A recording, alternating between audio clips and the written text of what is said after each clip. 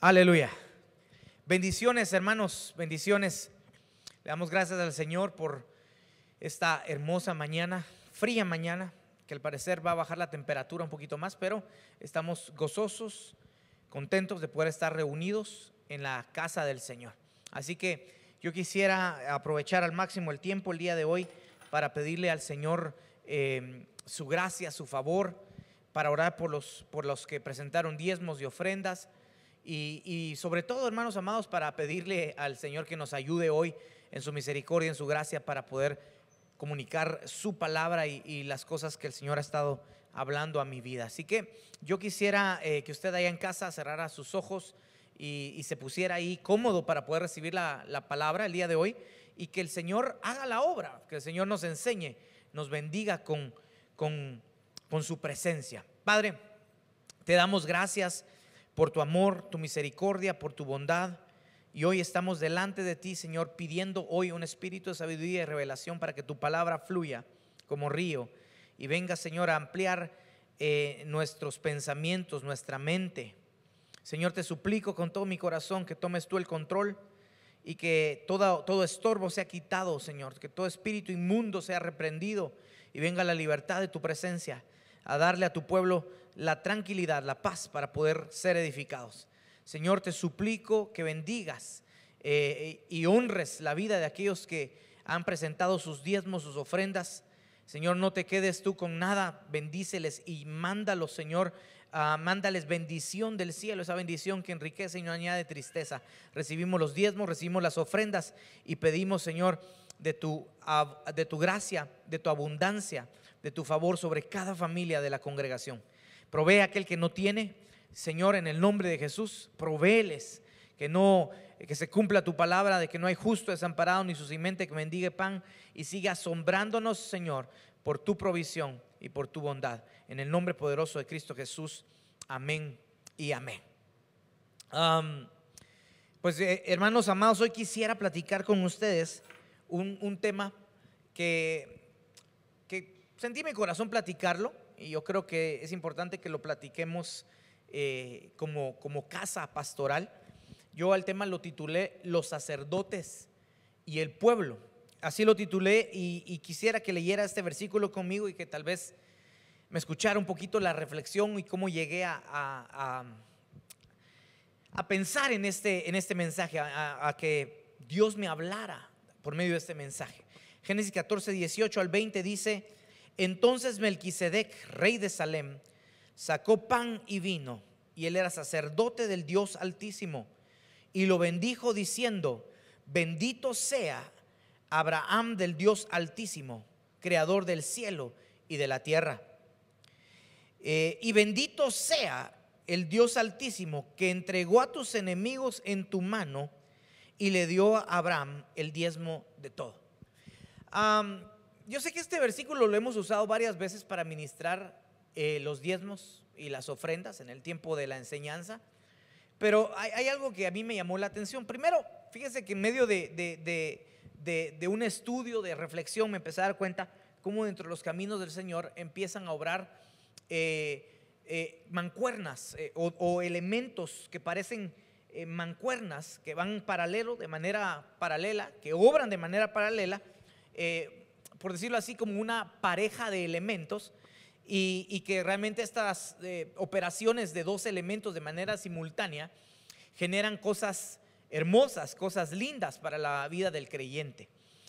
Por ejemplo, y voy a mencionar algunos, aunque no es el tema, pero solo para que vea cómo la Biblia trabaja en dos, ¿verdad? En dos elementos. De hecho, usted sabe que el Señor Jesucristo también con su ministerio de manera paralela recibió el bautismo en el Espíritu Santo, y las cosas extraordinarias que sucedieron en ese tiempo pues eran hechas por dos, por Jesús y por el Espíritu de Dios. Pero por ejemplo, en Hechos capítulo 3 versículo 19 al 20, la Biblia dice que nosotros tenemos que arrepentirnos y convertirnos para que sean borrados nuestros pecados y que vengan de la presencia del Señor tiempo de refrigerio. Allí aparecen dos elementos.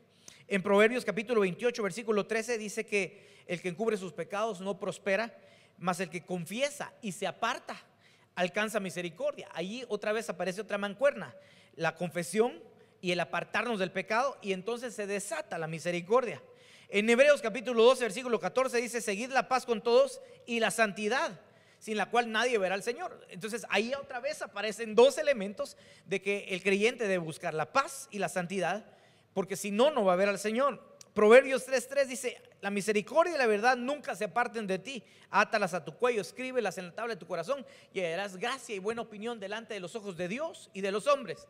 Aparece otra vez una dupla, una mancuerna, un doblete ahí de elementos, la misericordia y la verdad, y entonces viene la gracia y el favor delante de Dios y delante de los hombres. Hay un montón de parejas, las parejas, los elementos parejas que desatan cosas poderosas en la vida del cristiano. Entonces yo veo, hermanos amados, por ejemplo, si lo vemos también con respecto a personas, nosotros nos damos cuenta de que también viene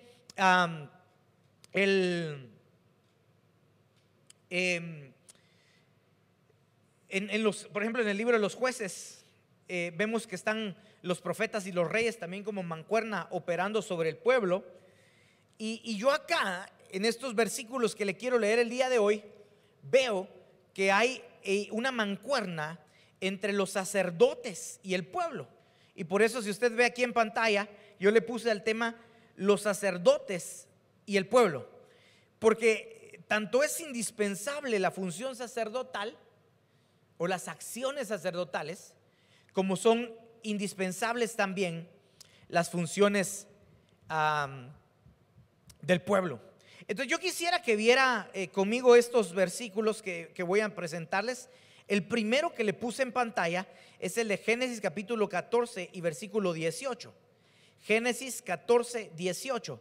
Ahí lo acabo de leer y habla sobre déjeme decirlo de esta manera, las acciones del sacerdote y de Abraham. Y considerando que el sacerdote, dice la Biblia que Melquisedec era sacerdote del Dios Altísimo, y que Abraham, en cierta manera, en esta escena tipifica el origen del pueblo de Dios.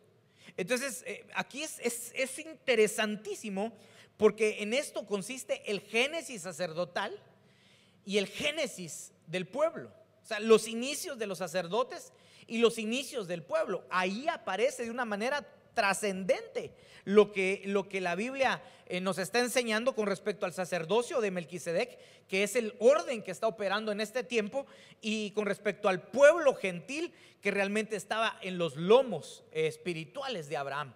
Ahora, una de las cosas que a mí me llamó la atención es ver que en esta escena donde Abraham presenta su diezmo, intervino no solamente Abraham, sino también intervino el sacerdote. Aquí, hermanos amados, nos damos cuenta de que los dos obraron, tanto el sacerdote como el pueblo. Estamos hablando de Abraham, hicieron una obra. Y si le ponemos un poquito la lupa a la obra sacerdotal, dice que la obra sacerdotal era bendecir la vida de Abraham, porque dice que él sacó pan y sacó vino. Y de alguna manera bendijo a Abraham y le dijo: bendito sea Abraham del Dios Altísimo. Y dice que Abraham, después de recibir esa bendición, le dio pan y le dio vino, pero dice que Abraham, después de recibir esa bendición, sacó los diezmos de todo el botín que había adquirido por derrotar al rey Kedorlaomer. Y entonces dice que presentó los diezmos al sacerdote. Ahora, aquí hay dos acciones que nosotros tendríamos que tener presentes para que algo se desate en nosotros.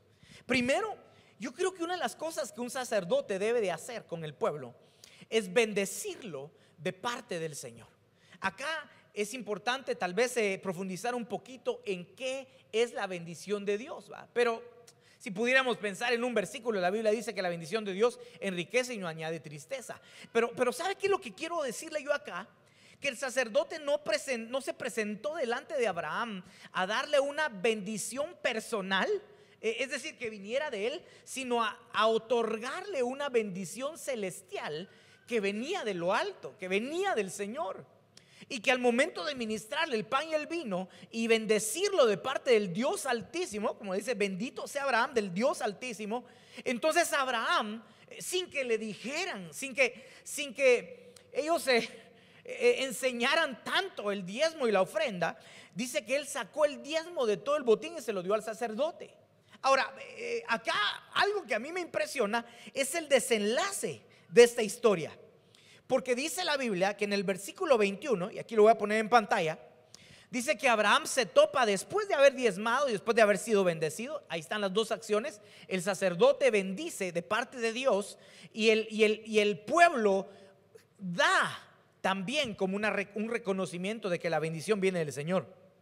Entonces acá cuando empiezo a darme cuenta yo de que en el versículo 21 aparece el rey de Sodoma, el rey de Sodoma le hace una oferta muy tentadora a Abraham y le dice a Abraham: mira, ya ganaste la guerra, recuperaste todo el botín, solo devuélveme las personas y quédate con todo el botín de guerra. Entienda que Abraham ya había dado el 10% de todo el botín. Le quedaba un 90% de todos los despojos de guerra que le había quitado al rey Kedorlaomer y a todos los ejércitos aliados de él. Y Abraham responde algo impresionante, que aquí se lo subrayo en pantalla, porque Abraham dijo al rey de Sodoma: he jurado al Señor Dios Altísimo, creador del cielo y de la tierra, que no tomaré ni un hilo, ni una correa de zapato, ni ninguna cosa tuya, para que no digas: yo enriquecí a Abraham. Entonces vea, algo que a mí me llenó de esperanza es el hecho de que nosotros podamos ser bendecidos por el cielo, o por los cielos, por el Rey de los cielos. Y dirá: pastor, yo soy bendecido por Dios. Y eso es lo más importante, creo yo, al momento de darnos cuenta de pueblo, como pueblo, de que Dios nos bendice a nosotros de maneras extraordinarias. Pero una de las cosas que veo en Abraham es que al momento de él ser bendecido por Dios, se le cambió el chip en su mente. Y él empezó a entender, gracias hijita, que la fuente, escuche pues, que la fuente de su provisión no provenía de la tierra, sino que provenía de Dios.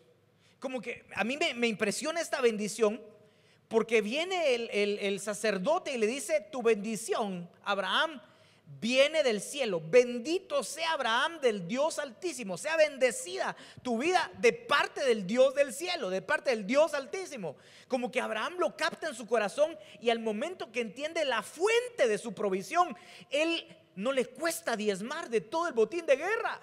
Pero mire lo impresionante, cuando alguien entiende la fuente de provisión, porque un sacerdote ha explicado bien lo que es la bendición de Dios, después no solo se despoja del 10% que le dio a Dios, sino que se despoja del 90% restante que podía haberlo enriquecido de la noche a la mañana. Literalmente, él podía llegar a su casa, a sus tiendas, con más riqueza de la que tenía antes de la conquista. Yo veo a un Abraham que sabía cuál era la fuente de su provisión, o más bien que la aprendió a través de una obra sacerdotal y de una obra como pueblo.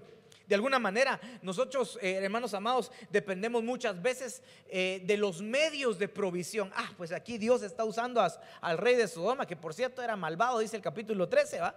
Pero está usando al rey de Sodoma para bendecirme, y él no vio ese medio de provisión como una bendición del cielo.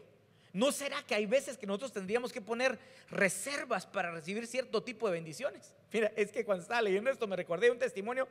Yo viajé a Costa Rica hace varios años y pude visitar al apóstol Juan Castillo allá en su iglesia. Yo fui a conocer su iglesia y entonces él me llevó a su oficina y me empezó a contar todas las cosas que Dios había estado haciendo allá. Escuche pues, este es un principio que tenemos que vivir. Nuestra fuente de bendición es Dios. Puedes decirlo allá en casa, diga: mi fuente de bendición es Dios. Y tenés que grabártelo en tu mente. Tu fuente de bendición es Dios. De allí viene tu provisión. Porque entonces te puedes confundir con los medios por los cuales llegan el dinero. Aquí quería enriquecerlo el rey de Sodoma, y Abraham le dijo: no, mi bendición va a ser del cielo. Yo no quiero que después tú andes diciendo: yo enriquecí a Abraham. Entonces me recuerdo que me senté con el pastor Juan Castillo, y cuando me senté con el pastor Juan, él me empezó a contar una historia que a mí me impresionó, porque dice: mira, me dijo, aquí me ha pasado de todo, me dijo. Y en una ocasión, cuando nosotros estábamos construyendo el templo, porque tenía un templo muy hermoso, empezamos a ver que habían sobres en los diezmos con con dólares. Y no cantidades de 15, 20 dólares, sino cantidades de 1,000, 800, 500 dólares por cada día de culto, ¿va? Y entonces nosotros, dice que él sintió en su corazón no cambiarlos a la moneda costarricense, ¿va? No utilizarlos, sino que siente que el Espíritu Santo le dijo que los guardara. Entonces dice que los guardó en su gaveta hasta que tuvo un bonchezote de sobres llenos de dólares. Y él le preguntaba: Señor, pero ¿por qué no siento paz en gastar esos dólares? Yo creo que esto ya lo había contado en alguna ocasión. Y él tal vez en algún momento lo invitamos para que lo cuente acá, ¿verdad? Pero el punto es que dice que en una ocasión, después de una predica, dice que se acercó dos muchachas, se acercaron dos muchachas con él y dijeron: pastor, necesitamos hablar con usted urgentemente. Y entonces él las pasó a su oficina y dice que les empezó a decir, ellas confesaron y le dijeron: mire, pastor, nosotros trabajamos como prostitutas. Él me decía que las muchachas eran muy simpáticas, ¿verdad? Dice: nosotros trabajamos como prostitutas y la verdad es que lo hacemos para sobrevivir. Bueno, eso de sobrevivir era porque tenían mucha plata, ¿va? Y ellas empezaron a confesar su pecado. Y dijo: pastor, y pues no sé si usted se ha dado cuenta que hay sobres con dólares. Y entonces él dijo: sí, sé que hay sobres con dólares. Bueno, esos sobres nosotros los hemos puesto ahí como nuestro diezmo. Y entonces dice que el pastor abrió su gaveta, la gaveta de su escritorio, y sacó un bonchezote de sobres llenos de dólares. Y ya ni siquiera, no sé ni si él contabilizó cuánto era, ¿va? Pero dice que le dice: mira, por algo me había dicho el Espíritu de Dios que yo no te recibiera estos sobres, porque este dinero no ha venido de parte de Dios. Y dice que le devolvió todo el paquete de sobres a ellas. Y hermanos, ellas no se arrepintieron y no habían, gracias papito, y no habían realmente cambiado su estilo de vida y se fueron de la congregación. Pero ¿a qué quiero llegar?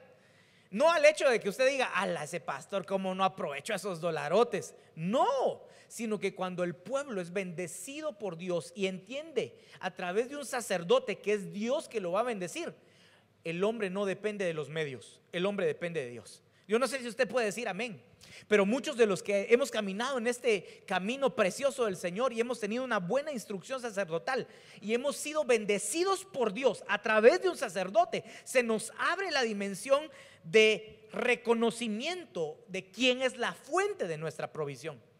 Hermano, yo quiero que allá en casa usted diga: la fuente de mi provisión es Dios. La fuente de mi provisión es Dios, porque si no, por ahí va a aparecer un maleante ofreciéndole un soborno, ofreciéndole un negocio tramposo. Y usted, si no entiende que su bendición viene de Dios, usted va a caer en el engaño y las riquezas, dice la palabra de Dios. Entonces me doy cuenta que acá el diezmo no solamente era la evidencia de que el pueblo había aprendido de que Dios le bendecía, sino el antídoto en contra del enriquecimiento ilícito. No sé si me estoy dando a entender. En contra de aceptar el dinero del perverso, en contra de aceptar dinero contaminado. Que el Espíritu Santo nos guíe para poner nuestros ojos en la fuente y no poner nuestros ojos en los medios. Hermano, el dinero fácil, por favor escúchame, porque estamos en una ciudad donde se da tanto la corrupción a todo nivel, a todo nivel. Pero tenés que saber que el dinero fácil no viene de parte de Dios. El dinero fácil te lo va a proveer otro medio y lo que va a traer es dolor. Hermano, mira, Abraham tenía un principio sólido, decía: no, yo no te voy a recibir nada a ti, rey de Sodoma, quédatelo todo, porque mi bendición viene del cielo. Y después capaz que tú andas diciendo: yo enriquecí a Abraham. Entonces, cuando uno depende de la fuente, no importa que los medios estén siendo estorbados, Dios siempre va a buscar un canal para que la bendición llegue a tu vida y a tu familia, para no dejarte desamparado. Como decía hoy, no hay justo desamparado ni su simiente que mendigue pan. Entonces acá yo prácticamente estoy viendo una interacción entre el sacerdote, el pueblo, y para que se abra una dimensión de entendimiento. Hermano, sabes, mi trabajo es bendecirte. Mi trabajo no es convencerte de que el diezmo sí es de Dios y de que la ofrenda es de Dios. Mi trabajo es enseñar. Y cuando un pastor bendice al pueblo de parte de Dios, el pueblo adquiere entendimiento y el pueblo empieza a diezmar, testificando de que ya reconocieron quién es la fuente de su provisión. Alguien me dijo una vez: pero ¿por qué le voy a dar yo a Dios Si el que trabaja soy yo, me dijo. Así me dijo, así, sí, ¿por qué le voy a dar yo a Dios si el que se anda ahí fajando, ahí trabajando soy yo? Y no había reconocido, todavía no tenía entendimiento que el que le daba la fuerza para poder salir a trabajar y generar recursos era Dios. Hermano, mira, yo cuando estoy viendo esto digo, Señor, de veras, el otro año me han pasado una serie de testimonios la semana pasada, porque tengo un proyecto muy loco, digo yo, o muy visionario para el próximo año, para poder bendecir la ciudad. Y obviamente todo proyecto requiere recursos, pero cuando nosotros sabemos que la fuente es Dios, el recurso llega. Y te lo digo como un fiel testigo de alguien que depende completamente de Dios desde hace 13 años, completamente. Y veo que Dios bendice, y la bendición de Dios dice que no añade tristeza alguna. Hermanos, yo sé que esto tal vez lo estoy platicando y algunos dirán, pastor, tiene razón, porque yo ya lo viví.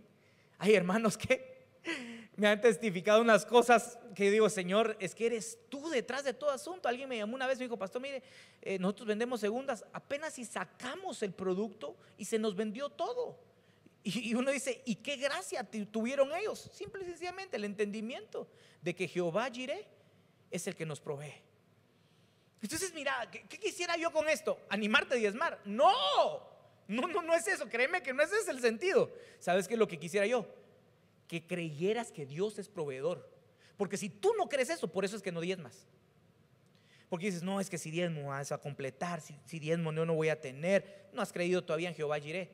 Todavía no ha habido una revelación absoluta de quién es Dios y qué te puede proveer.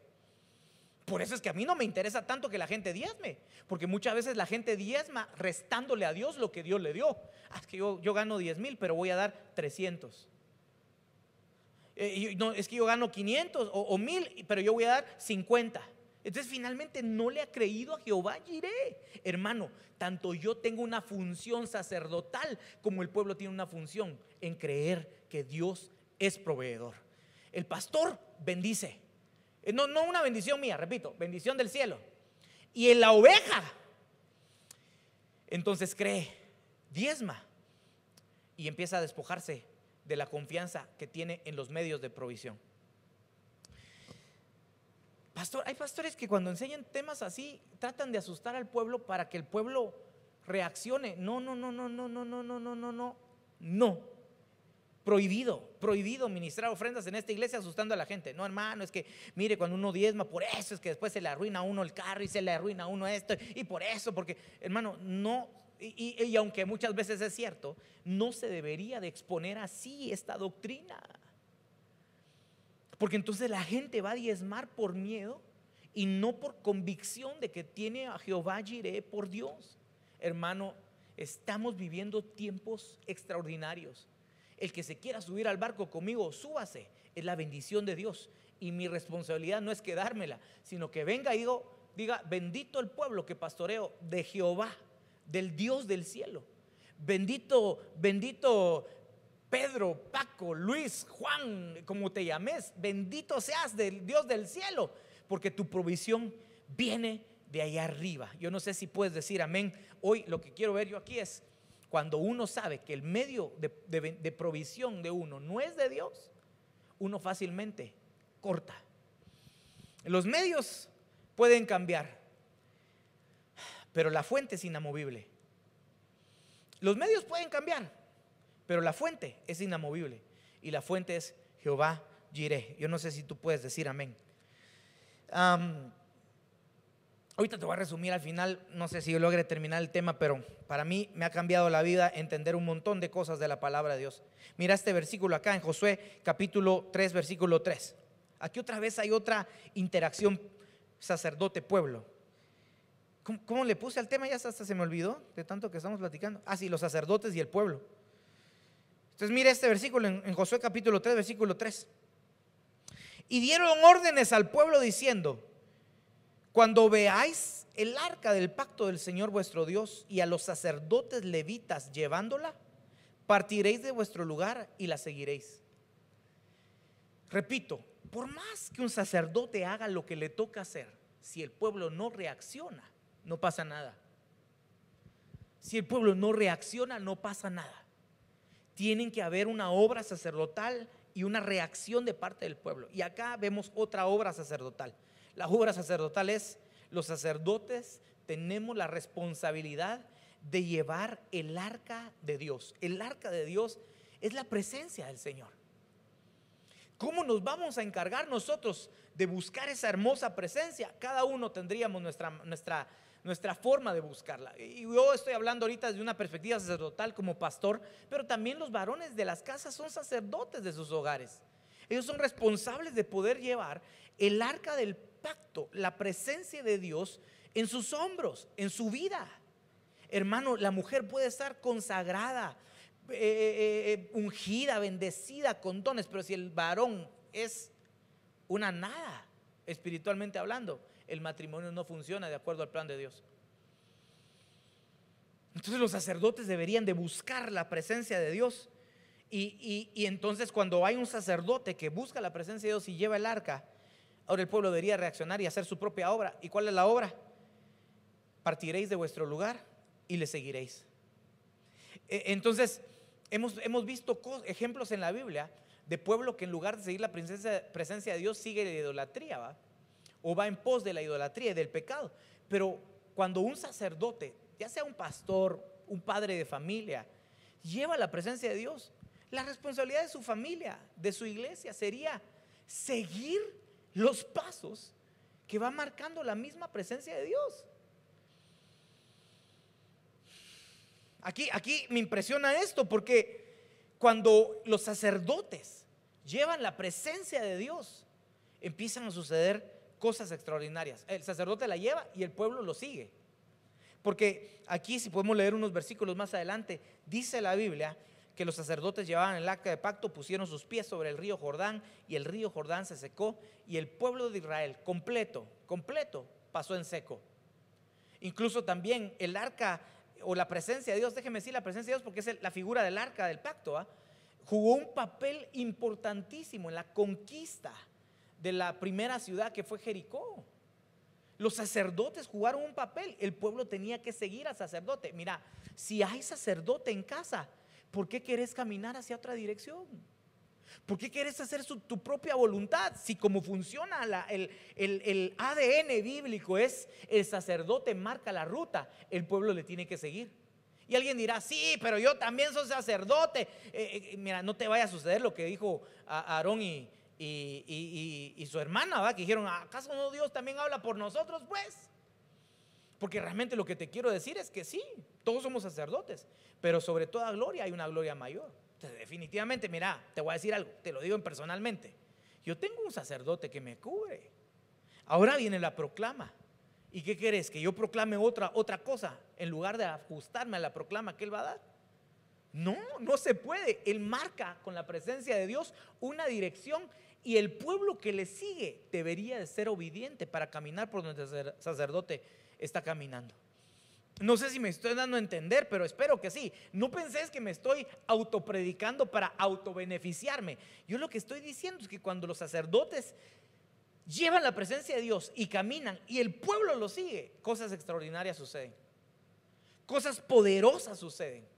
El sacerdote camina con la presencia de Dios y entonces el pueblo le sigue y va viendo cómo la gloria de Dios trae milagros, prodigios, hazañas poderosas sobre las vidas de aquellos que caminaron con el sacerdote. Últimamente he estado yo diciéndole al pueblo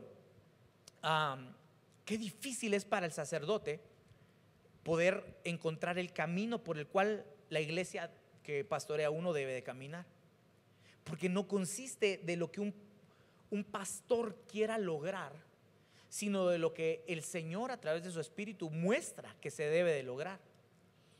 Entonces ya voy a tener tiempo de compartir de varias cosas, porque estoy orando y orando y pidiendo al Señor y decir: bueno, Señor, llegamos a esta posición y a partir de aquí, ¿qué viene? Porque ya Dios me anunció que viene algo poderoso, pero ¿cómo va a suceder? ¿Por dónde debo de caminar para que el río Jordán se seque? Eso me lo va a tener que decir el Señor. Y estoy en esa espera de saber cuál será entonces el proyecto de expansión que vamos a tener como casa espiritual, donde definitivamente yo creo que Dios nos va a hacer desafíos. Pero repito, si la presencia de Dios va con nosotros, nadie se va a poder oponer al avance del pueblo hacia la tierra prometida. Se necesitaba de sacerdotes ungidos con presencia, con el arca en sus hombros, y de un pueblo obediente que creyera que Dios podía hacer milagros. Yo me imagino que cuando Josué les compartió la estrategia de la conquista al pueblo de Israel, 7 vueltas, y el último día 7 vueltas y un grito.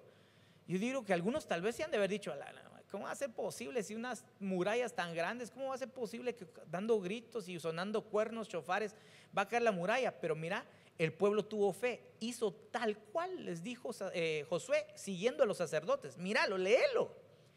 Y los muros de Jericó cayeron. Entonces, no es el sacerdote que marca el camino, es el sacerdote que lleva la presencia de Dios como guía, el que marca el camino por el cual se debe caminar.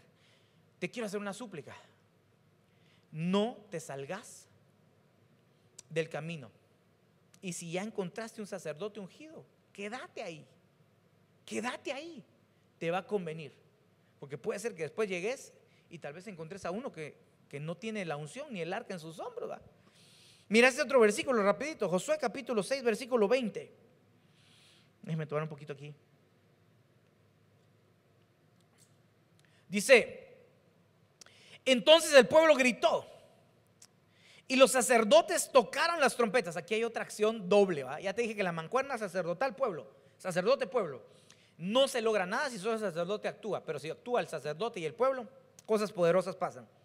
Y entonces el pueblo gritó y los sacerdotes tocaron las trompetas. Fíjate pues, el pueblo gritó y los sacerdotes tocaron las trompetas.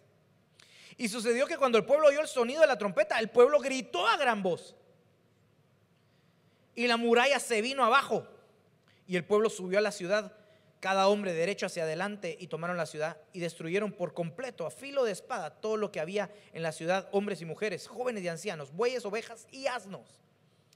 Yo les explicaba a los hermanos en doctrina escatológica de que en Isaías 58 se compara la voz con una trompeta, y prácticamente acá habla de sacerdotes con trompeta, sacerdotes con voz, que puedan levantar su voz, pero una voz de ánimo. ¿Por qué? Porque el pueblo ya estaba gritando antes de que las trompetas sonaran. O sea, que da de cuenta que ellos estaban y en eso sonaron la trompeta, y cuando suena la trompeta los sacerdotes, el pueblo grita a gran voz. Es decir, la intensidad del grito creció por causa del sonido de trompeta hecho por un sacerdote. Entonces, yo sé que hay gente que está con toda la actitud, pero cuando tiene un sacerdote con trompeta, y el sacerdote usa su voz como una voz de trompeta, hermanos amados, la reacción del pueblo debería de ser que el pueblo grite más fuerte de lo que está gritando. Pero ahorita voy a explicar esto. Eso está en Isaías 58:1, que dice: clama a voz en cuello, no detengas, alza tu voz como trompeta. Sacerdotes con trompeta, pero un sacerdote que use la palabra para animar al pueblo. Eso no significa, por favor escúcheme, no significa que no vayamos a predicar exhortando también algunas veces, de que vemos que el pueblo no agarra la onda y que les lancemos su buena prédica de exhortación. No estoy hablando de eso. Siempre lo que quiero decir es que los sacerdotes con trompeta son aquellos que cuando hablan animan. Es como el llamado que nos hace el Señor, ¿verdad? Que cuando veáis que estas cosas empiezan a suceder, cobrad ánimo, erguíos, levantad vuestras cabezas, porque vuestra redención está cercana. En el último tiempo se necesitarán sacerdotes con trompeta para que puedan lograr o ministrar al pueblo un ánimo, una esperanza de preparación. Por eso la Biblia dice: ¿cómo se preparará el pueblo para la batalla si el sonido de la trompeta fuera incierto? Entonces, mi trabajo no es predicar temas que nos hagan salir todos agüitados y desesperanzados de la iglesia, sino temas que nos desafíen para que aquel que esté gritando grite más fuerte, y para aquel que no grita empiece a gritar. No sé si me están a entender. Pero entonces el pueblo estaba gritando y los sacerdotes suenan la trompeta, y el pueblo como que, hermano, como que les hubieran echado gasolina al fuego de sus corazones. Bueno, ese no, un grito medio medio raquítico, ¿va? Pero les echan gasolina al corazón del pueblo, y cuando gritan y cuando se une la intensidad de la trompeta, de la voz trompeta y del grito del pueblo, los muros caen. Esa palabra a mí me impresiona, porque la palabra grito viene, escuche lo que dice, viene del hebreo teruá, y quiere decir un grito de alegría, quiere decir un grito de batalla, quiere decir una alarma, un estruendo. Mire esta traducción, un grito de guerra.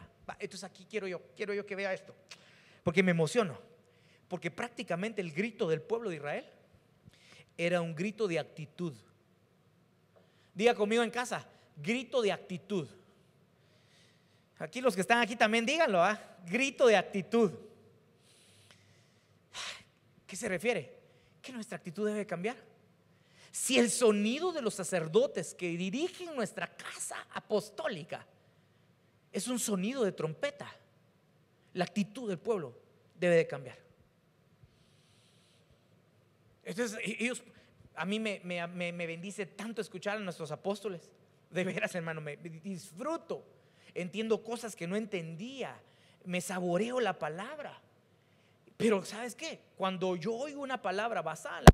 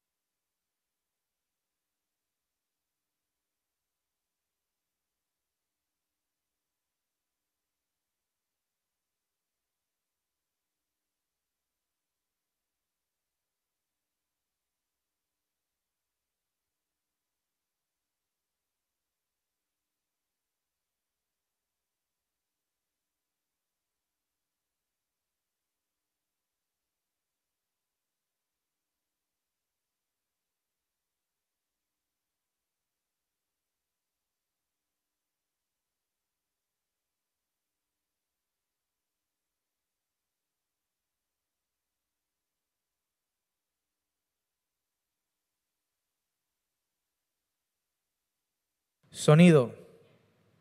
Aleluya. Hermanos, perdón, tuvimos un error técnico por acá, pero ya estamos de vuelta. Si quieres ya salgamos en pantalla otra vez. Yo quisiera recapitular, no recuerdo en qué me estaba quedando. Bueno, nuestros sacerdotes, los sacerdotes que nos cubren, si tienen un sonido de trompeta, nosotros deberíamos de cambiar nuestra actitud.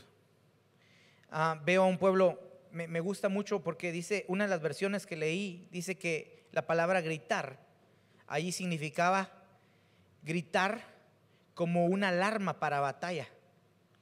A veces trato de imaginarme las escenas que son un poquito difíciles de recrear en la mente de uno, porque uno no vive en ese tiempo.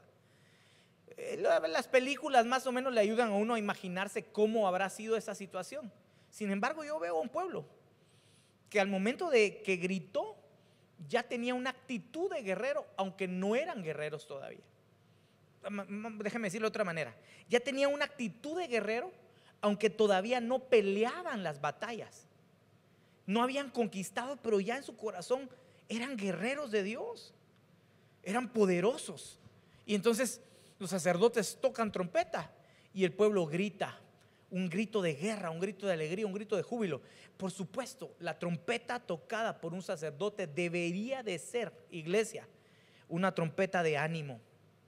Mire, voy a recapitular ahorita porque tal vez en este corte tuvimos algún desfase ahí, pero para que yo también vaya otra vez entrando en materia, quiero decirles que primero, la relación entre sacerdote, ¿verdad?, y pueblo. El sacerdote bendice, el pueblo diezma y se revela la dependencia de Dios. Se revela quién es la fuente de tu provisión.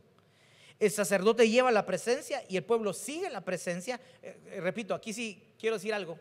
No se sigue al sacerdote, sino se sigue la presencia que va cargando el sacerdote, porque si no, correríamos el riesgo de poder llegar a un punto de idolatría, idolatrar al hombre en lugar de agradecer por lo que Dios le dio al hombre, o la gracia, la unción que Dios le dio al hombre. Entonces no idolatría, pero entonces el sacerdote lleva la presencia y el pueblo sigue la presencia y los milagros suceden, hazañas suceden. Y en este último punto el sacerdote toca trompeta y el pueblo grita como guerrero, y entonces se dan o se empiezan a dar las conquistas. Hoy una de las cosas que deberíamos de revisar es cómo está nuestra actitud con Dios, cómo está nuestra vida con Dios y qué es lo que nosotros queremos demostrarle a Él en nuestra fe. Yo quisiera que vieras este otro versículo en Éxodo capítulo 18, 14.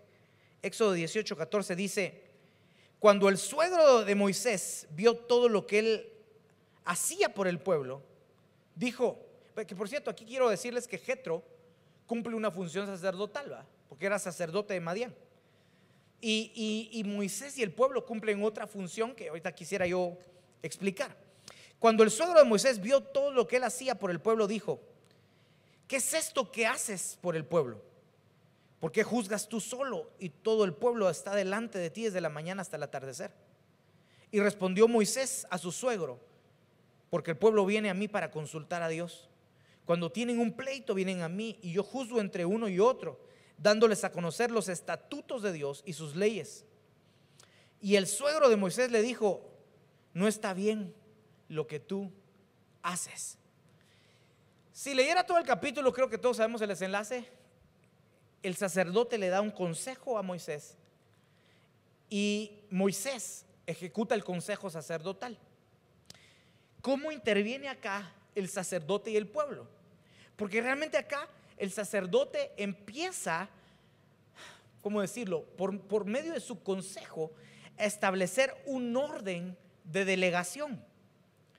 Pero también vemos que cuando el sacerdote aconseja a Moisés establecer un orden de delegación, el pueblo empieza a aceptar la delegación que el sacerdote estableció. O sea, mire, la verdad es que el sacerdote le dice a Moisés: si vos seguís así, te vas a morir, vas a desfallecer, y va a desfallecer el pueblo completo que te sigue. Entonces, en pocas palabras, hermano, mire, cuando viene el sacerdote a empezar a ordenar la casa, a empezar a dar ese consejo de orden que trae, que asigna espacios, que asigna funciones, que empieza a dar delegaciones, hermano, las cosas podrían empezar a cambiar. Sí, solo sí, el pueblo está dispuesto a aceptar las delegaciones que el sacerdote da. Aquí lo lindo, hermano, es que hicieron jefes de 1000, jefes de millar, de centenas, de cincuentenas y de decenas. Entonces un pueblo tan grande, ¿verdad?, más de 1 millón de hombres, ¿verdad?, pero de millares, centenas, cincuentenas y decenas. Y el pueblo lo aceptó. Y entonces cualquier caso grave podía llegar directamente a Moisés, pero todo caso que no hubiera sido tan grave se quedaba, digamos, en el liderazgo de la decena, de la centena, o de la decena, cincuentena, centena o millar, ¿verdad?, y ahí se resolvía. Solo los graves llegaban hasta arriba. Ahora, mire, hermano, por eso le digo, ¿cómo se atiende a un pueblo que empieza a crecer? Por ejemplo, mire, los estudiosos, y esto lo he explicado varias veces, dicen que una persona solo tiene la capacidad para supervisar a 7 personas. O sea, en una línea de mando corporativa o empresarial, nadie debería de supervisar a más de 7 personas.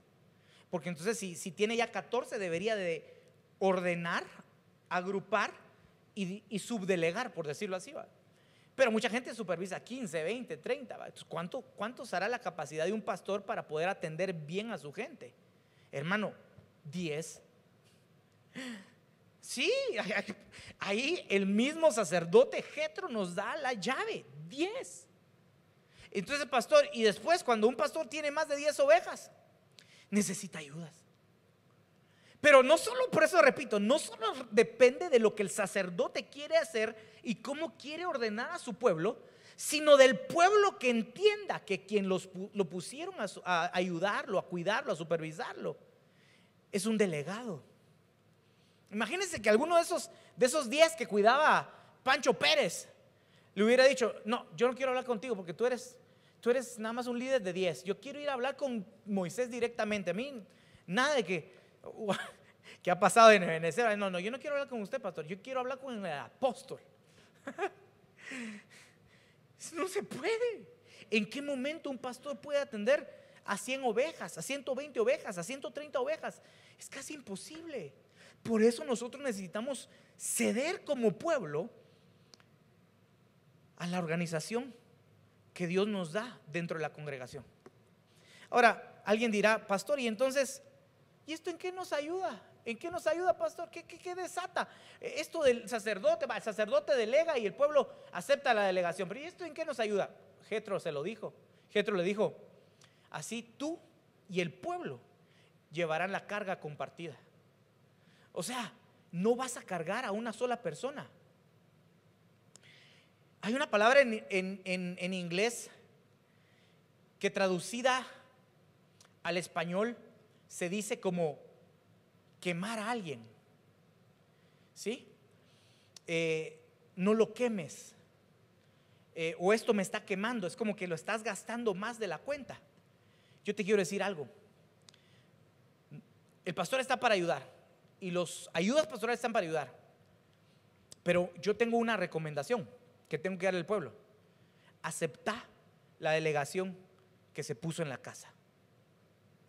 Ya el sacerdote está ordenando, yo estoy ordenando ahí a la alabanza, estoy ordenando ahí servidores, estoy ordenando las casas de vida, estoy ordenando los niños. Acepta la delegación, porque entonces si tú no la aceptas, finalmente vas a quemar tal vez al pastor, o incluso si tú no realmente respetas la delegación, vas a poder llegar a quemar incluso al sacerdote o al líder que te atiende, al encargado que te atiende.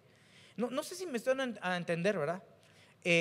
Pero a esto yo le veo una figura bien linda, porque entonces el sacerdote unge y el pueblo celebra el ungimiento. Voy a poner un ejemplo bíblico. Primera Reyes 1:39, no lo tengo en pantalla, pero se lo voy a leer. Dice: el sacerdote Sadoc tomó cuerno de aceite de la tienda y ungió a Salomón. Fíjese, el sacerdote unge. Y entonces tocaron trompeta y todo el pueblo gritó: viva el rey Salomón. Entonces el sacerdote delega, el sacerdote unge, y el pueblo, su responsabilidad es aceptar a ese que ungieron. Hermano, ¿querés que funcione la iglesia? No solo el sacerdote la va a hacer funcionar, el pueblo también tiene que entender que tiene responsabilidades en casa.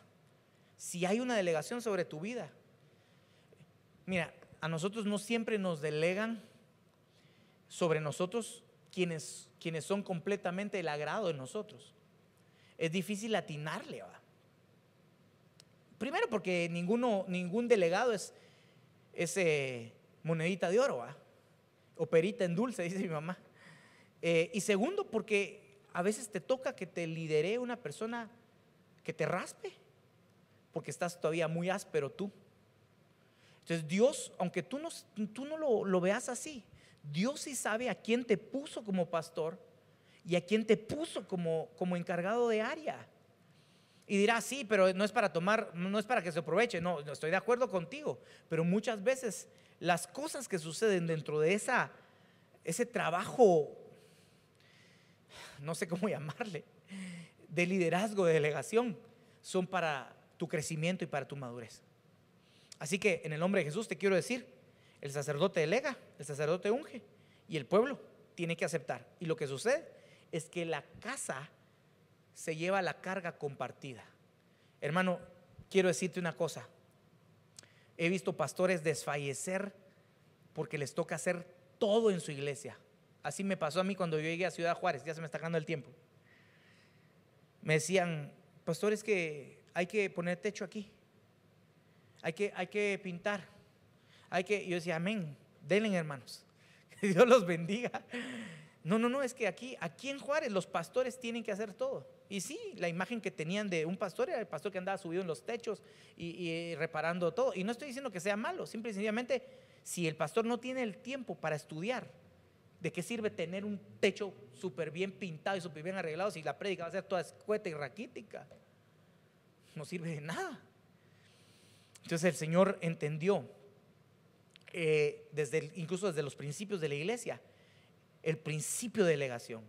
No es bueno que nosotros descuidemos la palabra y la oración para atender las mesas. Entonces llamemos diáconos que nos ayuden, y el pueblo tiene que aceptar la autoridad delegada sobre esos diáconos. Hoy te quiero suplicar en el nombre de Jesús, viene un tiempo de expansión impresionante sobre nuestra casa, poderosa, pero nosotros debemos de estar firmes, sólidos y reconocer cómo funciona la delegación. Yo sé que te gusta hablar conmigo, amén, te voy a atender lo mejor que pueda, pero hay momentos en los que tal vez no voy a poder y necesito que platiques con tu delegado. Así que en el nombre de Jesús, lo que se tenía que decir se dijo, dicen por ahí. Nehemías capítulo 8, versículos 5 al 8. Señor, qué cosa más tremenda. Y abrió Esdras el libro a la vista de todo el pueblo, pues él estaba más alto que todo el pueblo. Esdras sacerdote, Esdras escribas. Ahí lo puedes leer en el libro de Nehemías. Él era sacerdote y escriba.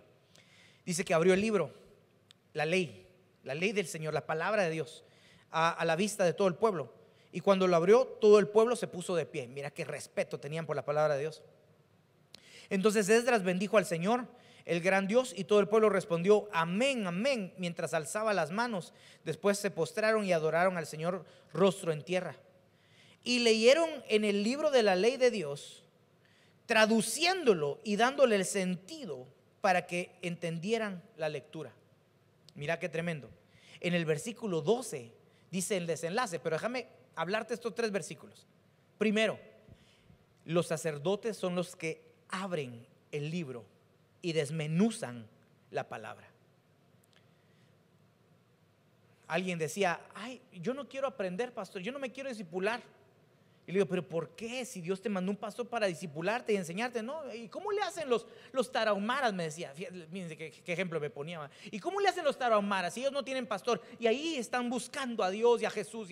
Sí, le digo, pero ellos no tienen pastor, no tienen quien les enseñe. Entonces Dios se encarga de revelarles. Pero aquí sí te mandaron a alguien que te enseñara. Porque mucha gente quiere aprender de alguien que no tiene una función sacerdotal. Escúchame, no se aprende de alguien que no tiene una función sacerdotal. Sí, es que ahorita cualquier fulano abre su blog en YouTube, en Facebook, y habla de la Biblia lo que le da regalada gana. A veces temas que ni siquiera ellos mismos entienden. Pero ¿quién los ungió? ¿Quién los constituyó sacerdotes? Estaba oyendo yo a una mujer que me mandaron un video, un hermano, que digo, ¿y quién es ella? Y primero decía, ¿y quién es ella? ¿Quién es ella? O sea, ¿de dónde viene? ¿Quién es su pastor? Porque ni siquiera era ni pastora ni nada. O sea, ¿quién es ella para que hable con esa autoridad y se invente semejantes cosas? Es como aquellas cadenas, ¿va? No sé si te han mandado a vos las cadenas de Facebook, de WhatsApp. Bueno, solo les mando este mensaje, no saben ni quién está hablando, ¿va? Les mando este mensaje para que se preparen, porque ahorita que sean las elecciones de Estados Unidos va a haber un boicot internacional, y va a haber un caos, una crisis, y va a venir no sé qué, y tú vas a compartir, share, y uno dice, ¿y quién te mandó ese mensaje? La amiga de una amiga, ni siquiera sabemos quién lo grabó y todos lo estamos creyendo. Pues nos damos cuenta que la función sacerdotal del sacerdote es desmenuzar la palabra, ¿sí? Y la función del pueblo vendría a ser escucharla y entenderla.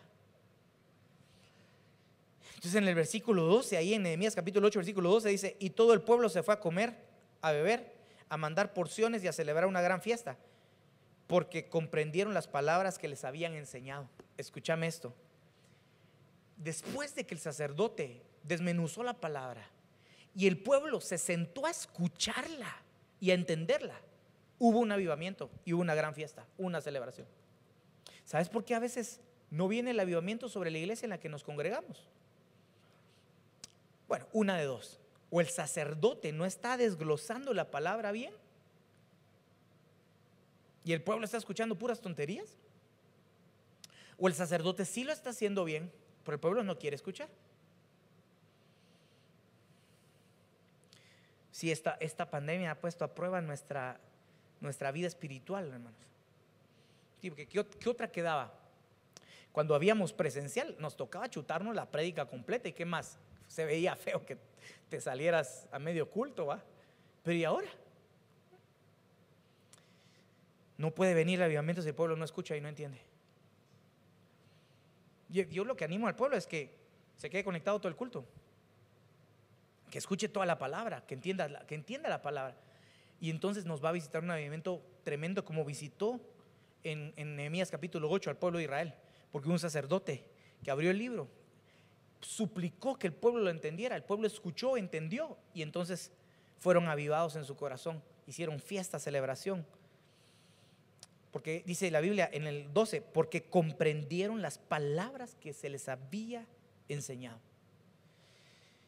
Me faltó un verso, pero bueno, si quieres, Julito, ya ayúdame aquí con el teclado, por lo menos lo voy a leer, aunque no lo explique. Me faltaron ahí unos 2 o 3 versículos, pero yo quisiera ir terminando.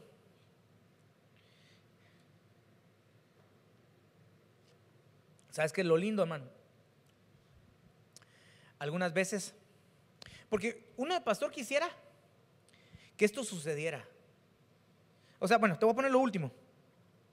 Mira, ayúdame poniéndolo ahí en pantalla, hijita. Lo voy a leer rápidamente.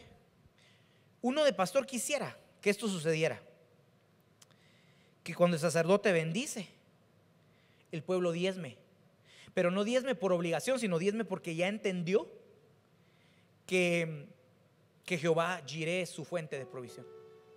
Eso es lo que uno quisiera. Yo lo que dije, y ahí hay más cosas, hay muchísimos más versículos donde interactúa el sacerdote y el pueblo. Yo lo que le dije al Señor cuando oraba ayer en la noche, le decía: Señor, yo quiero ser de esos sacerdotes que hagan lo que les corresponde, pero también forma un pueblo que haga lo que a ellos les corresponde. Porque funciona el sacerdote, funciona el pueblo, la obra se ensancha. Porque entonces cuando el sacerdote bendice y el pueblo diezma, se nos empieza a abrir una revelación de que Jehová provee. El sacerdote lleva la presencia y el pueblo sigue la presencia, y entonces los milagros suceden. El sacerdote toca trompeta, ya te dije que es una voz de ánimo, es la predicación de la palabra, y entonces la actitud del pueblo cambia y el pueblo grita como guerrero. Se empiezan a dar las conquistas. El sacerdote establece un orden de delegación y el pueblo acepta, respeta a la delegación, respeta a aquellos que han sido llamados al servicio, y entonces la carga de la iglesia es compartida. El sacerdote desmenuza la palabra y el pueblo debe estar dispuesto a escucharla, y entonces hay un avivamiento. Y el último era en Joel: los sacerdotes lloran y piden perdón, y el pueblo ayuna y se santifica, y entonces hay un avivamiento. Yo quisiera decirte algo. Yo quisiera que todo el pueblo reaccionara como la Biblia dice que hay que reaccionar. Lamentablemente tengo que reconocer que dentro de todo pueblo siempre hay 3 grupos. ¿De cuál queremos ser nosotros? Ese es otros 20 pesos. Pero hay un grupo como los de Gedeón, ¿no? Que había un ejército de 32,000, pero finalmente se fueron 20,000, y finalmente se fueron otros y quedaron 300, ¿no? Pero yo estoy seguro, escúchame, lo que te quiero decir es que muchas veces esos 300, esos pocos que realmente quieren hacer su parte dentro de la casa, son los que Dios usa para que los que no quisieron hacer su parte también sean bendecidos.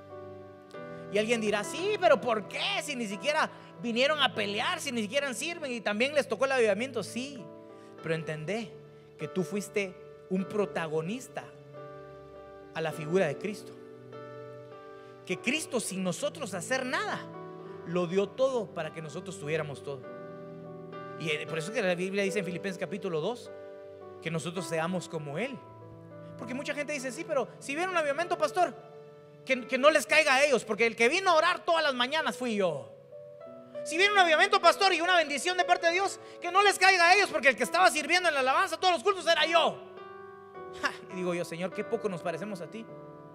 Porque si son 10, 15, 20, 50, 60, 70 los que estamos en el grupo pequeño generando el avivamiento, qué dicha será saber que por causa de lo que nosotros hicimos y sembramos, otros están siendo salvos, otros están siendo restaurados y otros están siendo llevados a una nueva dimensión en Cristo Jesús. ¿No te gustaría ser parte de este equipo?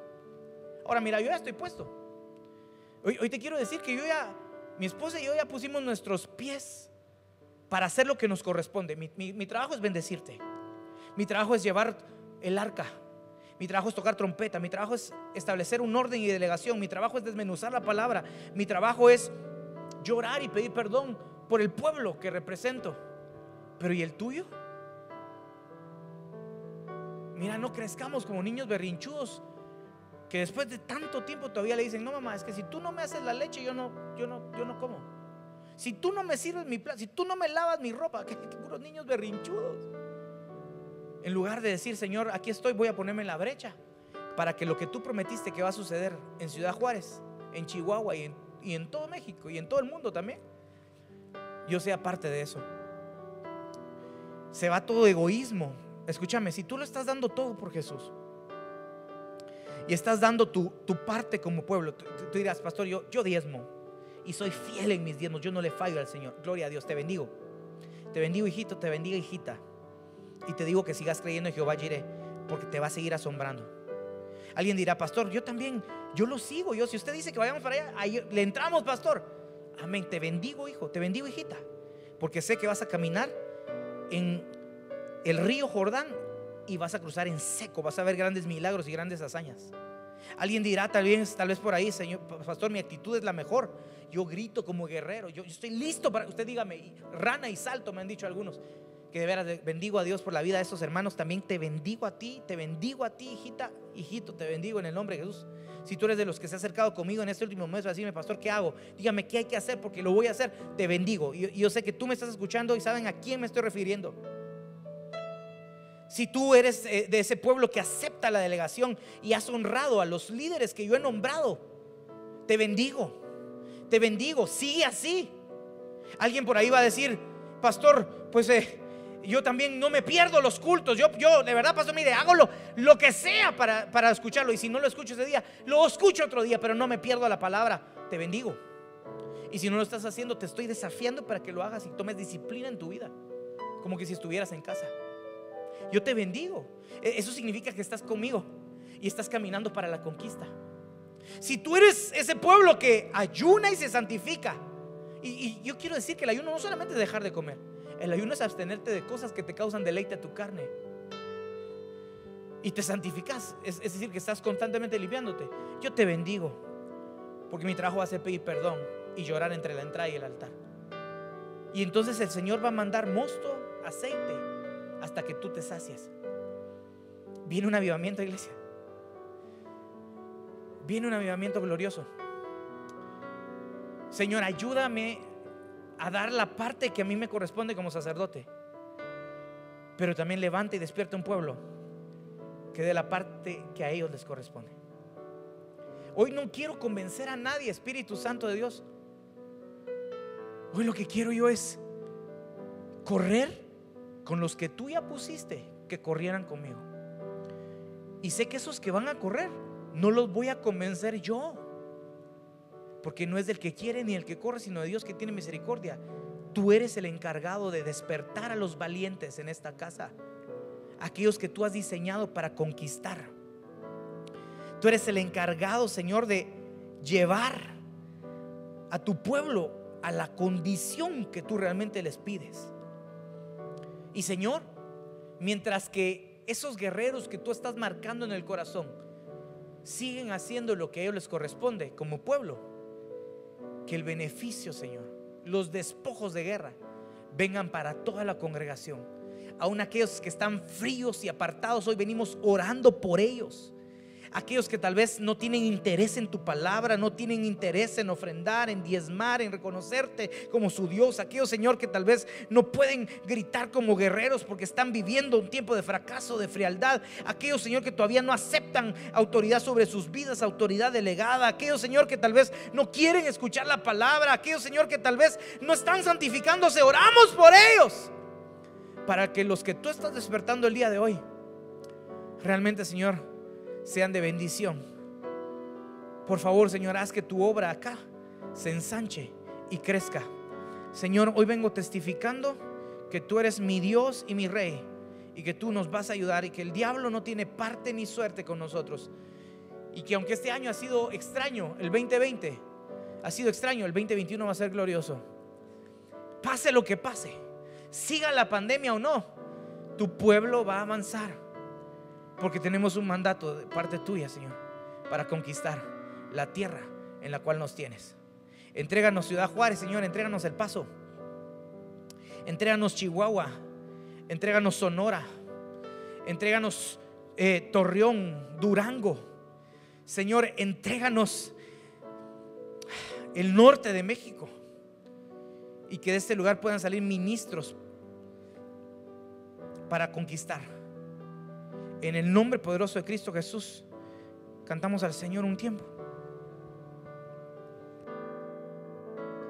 De gloria en gloria te veo,